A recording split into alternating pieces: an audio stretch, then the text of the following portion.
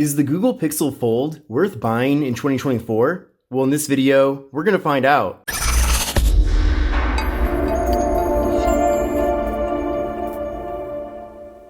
What's going on, everyone? This is Kevin here, and this is the Google Pixel Fold. Now, I am part of Team Pixel, and this device is a gift from Google, but all opinions expressed in this video are completely my own. Now, the Pixel Fold was launched back in June of 2023, so at this point, it has been out for quite a while.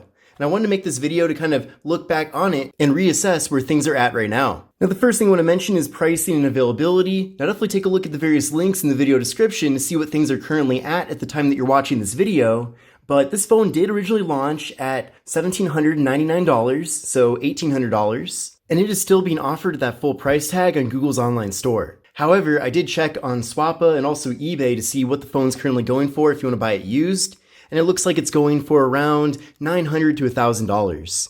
So definitely if you want to get a Pixel Fold but still save a lot of money, I would suggest going for a lightly used version of the device. Now, since getting this phone, I have had a chance to test it out quite a bit. I actually took it with me this summer when I went on vacation to Korea and Japan. So this device has been great even for international travel. In fact, when I was traveling internationally, I used Airlo, which is an eSIM service that's meant for international travel especially, and that worked really well on here. So not only do traditional SIMs work great with the Pixel Fold, but if you do want to load up an eSIM on this device, that won't be an issue either. Now here's the box the Pixel Fold comes in, and I'll show you really quick here what all comes included. And we're actually not getting a whole lot here, just a double-sided USB-C cable for charging and data transfer, and we also have a USB OTG adapter. And then there's also some literature included. Now the Pixel Fold is especially unique amongst the various foldables being sold currently in the US because of its design.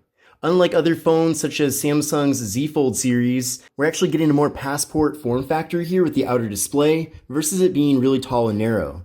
So that's probably the biggest difference between Google's offering and what Samsung's offering. And then also, to my understanding, the OnePlus Open, which is OnePlus's foldable, which I haven't actually tested myself, but that device is more similar in form factor to Samsung's approach. So with the Pixel Fold, you're getting a shorter but wider display here with the outer display. Now this outer display is actually 5.8 inches, and it is an OLED display, and we're getting a 120 Hz refresh rate with it. So what I found to be really awesome about the Pixel Fold is that you can really just use this outer display almost all the time, or even exclusively, and the phone is just as usable as any other smartphone.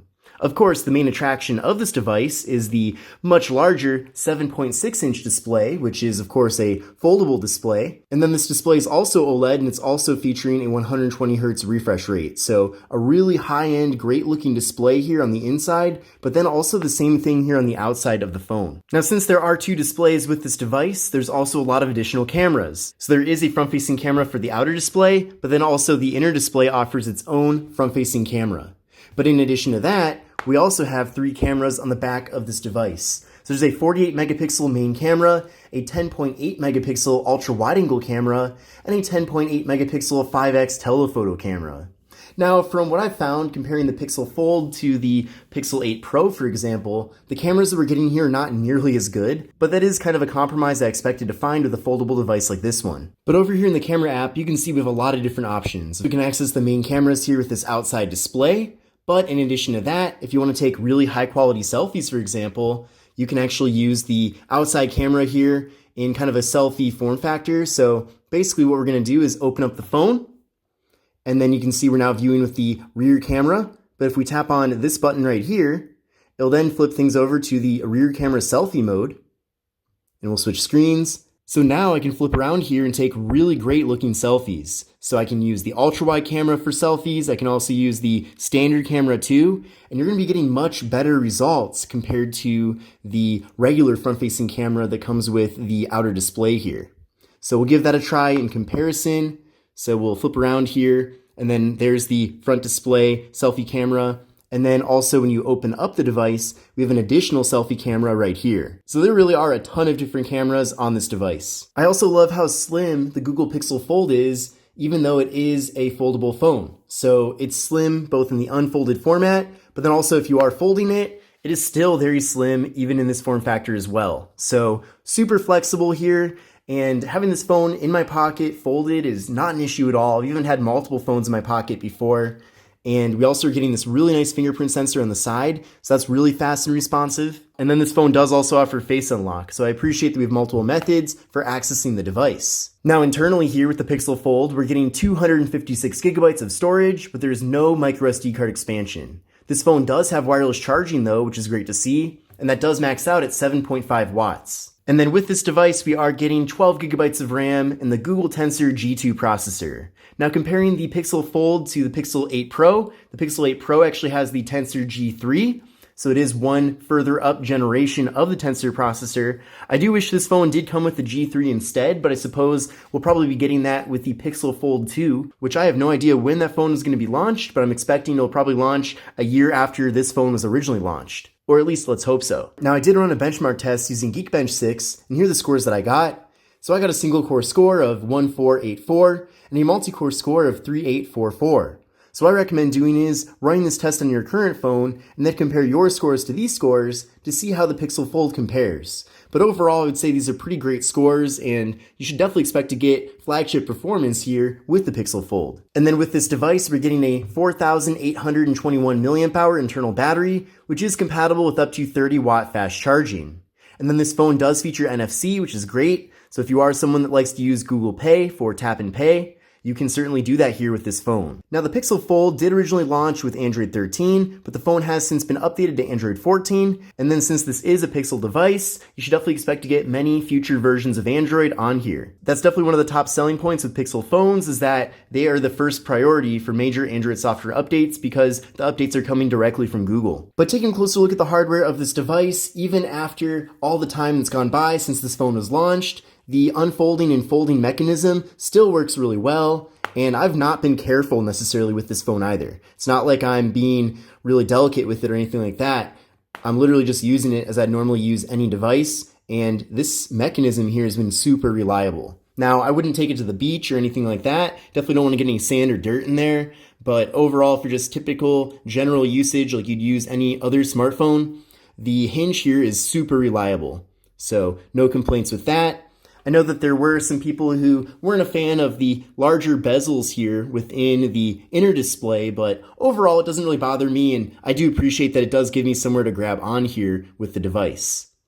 Now taking a look at the back of the phone, we of course have the camera module, flash, microphone as well, and then we are getting a really nice matte black finish here. Now the phone is available in multiple colors, but I really do like the way this phone looks specifically. I think it looks really sharp, and overall just a great looking device. And the S24 Ultra was literally announced just a few days ago, so I wanted to make this video looking back on...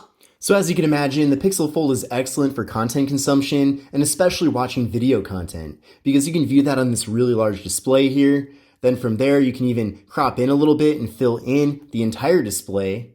So it's great for that. We're getting really good speakers on here too, so expect to get really immersive audio when watching content or listening to music. And other tools such as Google Maps is really nice too. It's great that you can view the map on such a large canvas here, and then you can really see a lot of detail when you're zooming in, and it really is great for Google Maps and many other applications as well that are optimized for kind of this tablet form factor. So in conclusion, I'm a big fan of the Google Pixel Fold. This phone has held up really well since I got it about 7 months ago, and I'm expecting it to continue to hold up into the long term. Even though this is the first generation foldable from Google Pixel, they still did an excellent job when it comes to quality and reliability. Now I am really curious to see what we're going to be getting with the Pixel Fold 2, assuming that there is one, but we do have still quite a bit of time between now and then. So if you really want to buy a Pixel Fold, I'm not sure if you necessarily need to wait. It's not like this phone has any major issues with it that need to be addressed in a successor. I'm sure the successor to this phone will offer a lot of new and cool things, but again, if you really want one right now, I definitely wouldn't hesitate to get one. Now, I would recommend though going the used route if it makes sense for you, just because I know there's a lot of people that kind of lightly use their devices, then put them up for sale, and then you can save a lot of money in return.